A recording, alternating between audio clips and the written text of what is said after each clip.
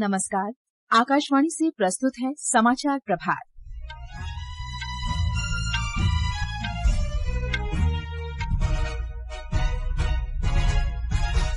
गृह मंत्री अमित शाह ने कहा है कि सिर्फ केंद्र सरकार ही जम्मू कश्मीर का राज्य का दर्जा बहाल कर सकती है।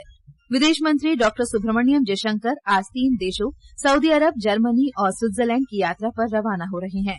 संयुक्त अरब अमीरात के शहजादे शेख खालिद बिन मोहम्मद बिन जायद अल नहयान आज 3 दिन की यात्रा पर भारत आ रहे हैं। भारत ने जिम्बाब्वे, जाम्बिया और मलावी को खाद्य सामग्री भेजी। इटली की प्रधानमंत्री जॉर्जिया मेलोनी ने कहा है कि यूक्रेन संघर्ष सुलझाने में भारत अहम भूमिका निभा सकता है। और नवदीप सिंह ने पेरिस में पैरालंपिक खेलों में पुरुषों की भाला फेंक स्पर्धा में स्वर्ण पदक और महिलाओं की 200 मीटर स्पर्धा में सिमरन शर्मा ने कांस्य जीता। समाचार प्रभात के साथ मैं फरहत नाज। गृह मंत्री अमित शाह ने कहा है कि केंद्र सरकार ही जम्मू कश्मीर का राज्य का दर्जा बहाल कर सकती है। कल जम्मू में भारतीय जनता पार्टी कार्यकर्ताओं से श्री शाह ने कहा कि उन्होंने स्वयं वर्ष 2019 में संसद में कहा था कि विधानसभा चुनाव के बाद उपयुक्त समय पर जम्मू कश्मीर का राज्य का दर्जा बहाल किया जाएगा। श्री शाह ने कहा कि राज्य में आगामी विधानसभा चुनाव ऐतिहासिक होंगे क्योंकि ये चुनाव अनुच्छेद 370 को समाप्त किए जाने के बाद पहली बार कराए जा रहे हैं। गृहमंत्री ने कहा कि ये आजादी के बाद पहला अवसर होगा जब जम्मू कश्मीर की जनता एक ध्वज यानी तिरंगे और बाबा साहेब आम्बेडकर के संविधान के तहत मतदान करेगी। श्री शाह ने आरोप लगाया कि विपक्षी दल जम्मू कश्मीर में पुरानी व्यवस्था कायम करना चाहते हैं और पाकिस्तान के साथ बातचीत के पक्ष में है। उन्होंने स्पष्ट किया कि शांति बहाली होने तक पाकिस्तान के साथ कोई बातचीत नहीं होगी। 370 हटने से जम्मू कश्मीर की माताओं बहनों को अधिकार मिला है। आतंकवाद को पैसा देने वालों पर दबाई आई। जब तक शांति नहीं होती पाकिस्तान से कोई बात नहीं होगी। श्री शाह ने कहा कि राष्ट्रीय जनतांत्रिक गठबंधन एनडीए की सरकार गुज्जरों, पहाड़ियों, बकरवालों और दलितों सहित किसी भी समुदाय के साथ अन्याय नहीं होने देगी जिन्हें भारतीय जनता पार्टी सरकार ने आरक्षण दिया है। सरकार ने तुहिन कांत पांडे को वित्त सचिव नामित किया है। श्री तुहिन भारतीय प्रशासनिक सेवा के 1987 बैच के उड़ीसा संवर्ग के अधिकारी हैं। फिलहाल वे वित्त मंत्रालय में 2 महत्वपूर्ण विभागों के प्रभारी सचिव हैं। इनमें लोक उद्यम विभाग तथा निवेश और लोक परिसंपत्ति प्रबंधन विभाग दीपम शामिल है। विदेश मंत्री डॉक्टर सुब्रमण्यम जयशंकर भारत खाड़ी सहयोग परिषद के विदेश मंत्रियों की पहली बैठक में भाग लेने के लिए आज सऊदी अरब की राजधानी रियाद जा रहे हैं। हमारे संवाददाता ने बताया है कि 2 दिन की इस यात्रा के दौरान वे परिषद के सदस्य देशों के विदेश मंत्रियों के साथ द्विपक्षीय बैठकें भी कर सकते हैं। खाड़ी सहयोग परिषद क्षेत्र भारत के प्रमुख व्यापारिक भागीदार के रूप में उभरा है, जहां लगभग 90 लाख भारतीय रहते हैं। यात्रा के दूसरे चरण में डॉक्टर जयशंकर मंगलवार को 2 दिन की यात्रा पर जर्मनी की राजधानी बर्लिन जाएंगे। यह बर्लिन की उनकी तीसरी यात्रा होगी। जर्मनी भारत में सबसे अधिक निवेश करने वाले देशों में से एक है। डॉक्टर जयशंकर जर्मनी के विदेश मंत्री से भी मुलाकात करेंगे। डॉक्टर जयशंकर इस महीने की 12 तारीख से स्विट्जरलैंड में जिनेवा जाएंगे। जिनेवा में संयुक्त राष्ट्र संघ की कई शाखाएं और अन्य अंतर्राष्ट्रीय संगठन हैं। यात्रा के दौरान विदेश मंत्री उन संगठनों के प्रमुखों और प्रतिनिधियों से मुलाकात करेंगे जिनके साथ भारत सक्रिय रूप से जुड़ा हुआ है। डॉक्टर जयशंकर स्विट्जरलैंड के विदेश मंत्री से भी मुलाकात करेंगे। समाचार कक्ष से प्रवीण गौतम। संयुक्त अरब अमीरात के युवराज शेख खालिद बिन मोहम्मद बिन जायद अल नहयान आज भारत पहुंच रहे हैं। उनका प्रधानमंत्री नरेंद्र मोदी से नई दिल्ली में मुलाकात का कार्यक्रम है। इस यात्रा का उद्देश्य संयुक्त अरब अमीरात और भारत के संबंधों को प्रगाढ़ करना है। श्री खालिद के साथ मंत्रियों, वरिष्ठ अधिकारियों, उद्योगपतियों और आर्थिक भागीदारों का एक प्रतिनिधि मंडल भी आ रहा है। श्री खालिद आर्थिक सहयोग बढ़ाने के लिए भारत में वरिष्ठ अधिकारियों के साथ भी बैठक करेंगे। वे कई ऐसे कार्यक्रमों में भाग लेंगे जिनमें विविध क्षेत्रों में अमीरात और भारत के मजबूत आर्थिक और सांस्कृतिक संबंधों को दर्शाया जाएगा। आर्थिक विकास, निवेश, व्यापार और जलवायु परिवर्तन नियंत्रण के क्षेत्र में संयुक्त अरब अमीरात और भारत के बीच मौजूदा भागीदारी रचनात्मक सहयोग का अंतर्राष्ट्रीय मॉडल बन गई है। दोनों देशों ने वैश्विक स्थिरता और शांति को बढ़ावा देने के मामले में भी प्रतिबद्धता दर्शाई है। ये समाचार आकाशवाणी से प्रसारित किए जा रहे हैं। समाचार प्रभात में आपका फिर स्वागत है। भारत ने अफ्रीका के 3 देशों जिम्बाब्वे, जाम्बिया और मलावी के सूखाग्रस्त इलाकों में लोगों की अनाज की जरूरतों को पूरा करने के लिए सहायता भेजी है। विदेश मंत्रालय ने सोशल मीडिया पोस्ट में कहा कि कल जिम्बाब्वे के लिए 1000 मीट्रिक टन चावल भेजा गया। जाम्बिया को 1300 मीट्रिक टन मक्का भेजा गया है। मंत्रालय के अनुसार इस मानवीय सहायता से जाम्बिया की खाद्य आवश्यकता को पूरा करने में मदद मिलेगी। सरकार ने अल नीनो के कारण सूखे की स्थिति से जूझ रहे मलावी के लिए 1000 मीट्रिक टन चावल भेजा है। इटली के प्रधानमंत्री जॉर्जिया मेलोनी ने कहा है कि यूक्रेन संघर्ष के समाधान में भारत और चीन महत्वपूर्ण भूमिका निभा सकते हैं। स्वयं रूस के राष्ट्रपति व्लादिमीर पुतिन ने हाल ही में कहा था कि मौजूदा संकट के समाधान में भारत की भूमिका अहम हो सकती है। सुश्री मेलोनी का ये बयान इटली में यूक्रेन के राष्ट्रपति वोलोदिमीर ज़ेलेंस्की से मुलाकात के बाद आया है।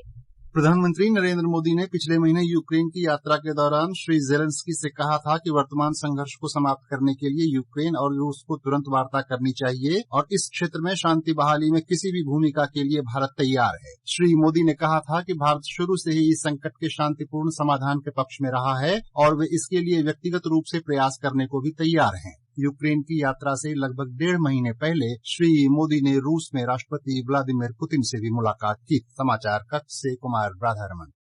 प्रधानमंत्री राष्ट्रीय बाल पुरस्कार 2025 के लिए नामांकन इस महीने की 15 तारीख तक किए जा सकेंगे।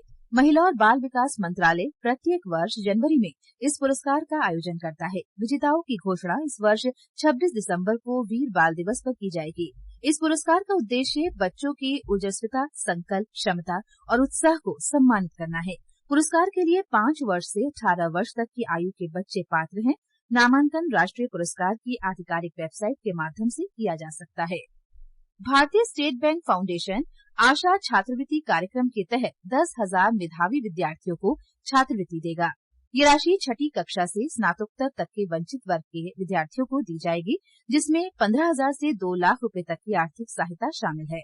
ये छात्रवृत्ति अनुसूचित जाति एवं अनुसूचित जनजाति के विद्यार्थियों को IIT, IIM और विदेश में पढ़ाई के लिए दी जाएगी। इच्छुक विद्यार्थी इस वर्ष 1 अक्टूबर तक वेबसाइट पर आवेदन कर सकते हैं। पता है sbifasha-scholarship.org। आज अंतर्राष्ट्रीय साक्षरता दिवस है। इसका आयोजन प्रत्येक व्यक्ति, समुदाय और समाज के लिए साक्षरता के महत्व की ओर ध्यान आकर्षित करने के लिए किया जाता है। इस वर्ष का विषय है बहुभाषी शिक्षा संवर्धन, आपसी समझ और शांति के लिए साक्षरता। कल इस दिवस की पूर्व संध्या पर विद्यालय शिक्षा और साक्षरता विभाग ने अंतर्राष्ट्रीय सम्मेलन का आयोजन किया। सम्मेलन का उद्देश्य मौजूदा दौर में साक्षरता के विभिन्न आयामों पर विमर्श करना था। सम्मेलन में देश विदेश के विशेषज्ञों ने सार्थक चर्चा की। मध्य रेलवे के मुंबई डिवीजन के टिकट परीक्षक रामअवतार मीणा ने एक महिला यात्री की जान बचाकर बहादुरी का परिचय दिया है। शुक्रवार को एक ट्रेन के पुणे स्टेशन पहुंचने पर एक महिला यात्री फिसल गई, जिससे उनकी चलती ट्रेन के नीचे आ जाने का खतरा था। मौके पर श्री मीणा ने महिला को ट्रेन की चपेट में आने से बचाया। मध्य रेलवे ने श्री मीणा के प्रयास को साहसिक बताया है। दिल्ली के रफी मार्ग स्थित all India fine arts and craft society में आज से 5 दिवसीय राष्ट्रीय समूह कला प्रदर्शनी फ्यूज का आयोजन किया जाएगा। इस प्रदर्शनी में लगभग 40 प्रतिभाशाली कलाकारों द्वारा 100 से अधिक उत्कृष्ट कलाकृतियों का प्रदर्शन किया जाएगा। आगंतुक प्रतिदिन सुबह 11 बजे से शाम 7 बजे तक इस प्रदर्शनी को देखने जा सकते हैं। प्रदर्शनी का समापन इस महीने की 12 तारीख को होगा। और अब खेल जगत की खबरों के साथ हैं मुकेश कुमार बल। फ्रांस की राजधानी पेरिस में पैरालंपिक खेलों के 10वें दिन कल भारत ने 2 और पदक जीते। पुरुषों की भाला फेंक स्पर्धा में नवदीप सिंह ने स्वर्ण पदक जीता। इस स्पर्धा में पहले स्थान पर रहे ईरान के खिलाड़ी को अनुचित व्यवहार के कारण अयोग्य घोषित कर दिया गया। उससे पहले महिलाओं की 200 मीटर ट्रैक स्पर्धा में सिमरन शर्मा ने कांस्य पदक अपने नाम किया। पैरालंपिक खेलों की तालिका में अब भारत 29 पदक जीतकर 16वें स्थान पर पहुँच गया है। इनमें 7 स्वर्ण, 9 रजत और 13 कांस्य पदक शामिल हैं। उधर US ओपन टेनिस में बेलारूस की आर्याना साबालेंका ने पहली बार का महिला सिंगल्स खिताब जीत लिया है। फाइनल में उन्होंने अमेरिका की जेसिका पेगुला को हराया। ये साबालेंका का तीसरा ग्रैंड स्लैम खिताब है। पुरुष सिंगल्स के फाइनल में आज अमेरिका के टेलर स्विफ्ट का मुकाबला इटली के जानिक सिनर से होगा। ये पहला मौका है जब सिनर किसी ग्रैंड स्लैम के फाइनल में पहुंचे हैं। राष्ट्रपति, उपराष्ट्रपति और प्रधानमंत्री ने पेरिस पैरालंपिक पदक विजेताओं को बधाई दी है। राष्ट्रपति द्रौपदी मुर्मू ने सोशल मीडिया पोस्ट में कहा कि पुरुष भाला फेंक स्पर्धा में स्वर्ण जीतकर नवदीप सिंह ने खेल प्रेमियों का दिल जीत लिया है और देश को उन पर गर्व है। उन्होंने आशा व्यक्त की है कि महिलाओं की 200 मीटर स्पर्धा में कांस्य जीतने वाली सिमरन शर्मा देश के लिए और पदक जीतेंगी। उपराष्ट्रपति जगदीप धनखड़ ने कहा कि सिमरन की सफलता उनके कठिन परिश्रम, समर्पण और संकल्प का परिणाम है। प्रधानमंत्री नरेंद्र मोदी ने कहा कि सिमरन की सफलता अन्य खिलाड़ियों को भी प्रेरित करेगी। मौसम विभाग ने देश के पश्चिमी, पूर्वी और दक्षिणी हिस्सों में भारी बारिश की चेतावनी जारी की है। तटीय आंध्र प्रदेश और यनम में आज, मध्य और महाराष्ट्र और उड़ीसा में कल तक के लिए तेज वर्षा का अनुमान है। असम, मणिपुर, त्रिपुरा, मध्य प्रदेश, छत्तीसगढ़, कोंकण, गोवा, विदर्भ, तटीय कर्नाटक और पूर्वी उत्तर प्रदेश के कुछ हिस्सों में भी अगले सप्ताह भारी वर्षा हो सकती है।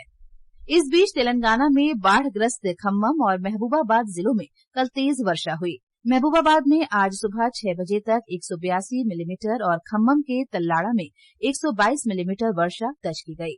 मुन्नेरू और अन्य नदियों में उफान की आशंका के कारण इन जिलों के निचले इलाकों में रहने वाले लोगों को सतर्क रहने के लिए कहा गया है।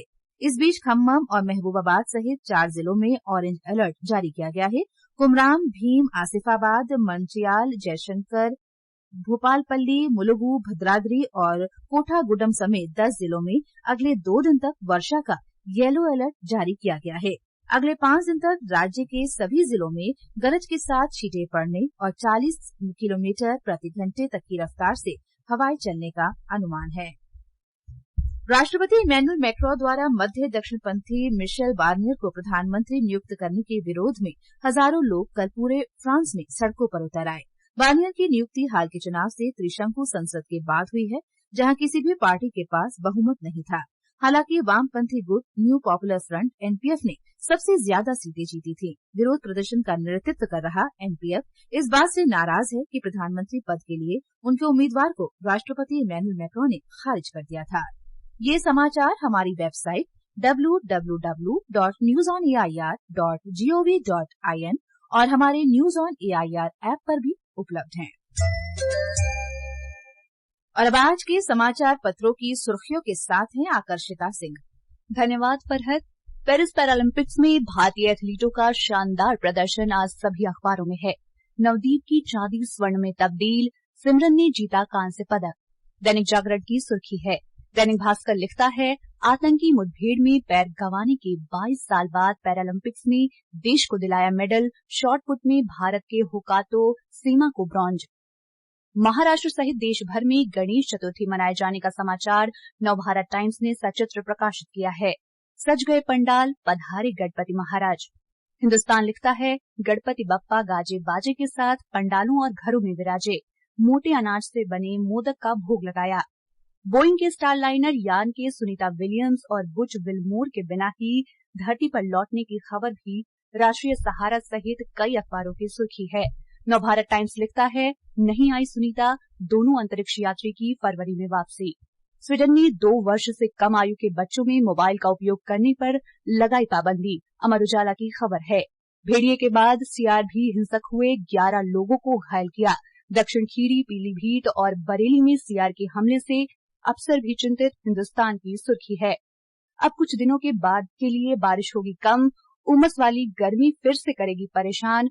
नवभारत टाइम्स ने मौसम शीर्षक से ये खबर प्रकाशित की है। एनसीआरटीसी ने किया आरआरटीएस डिपो पर मेरठ मेट्रो का अनावरण। 700 से अधिक लोग एक बार में कर सकते हैं यात्रा। राष्ट्रीय सहारा की सुर्खी है। धन्यवाद आकर्षिता। और अंत में मुख्य समाचार एक बार फिर।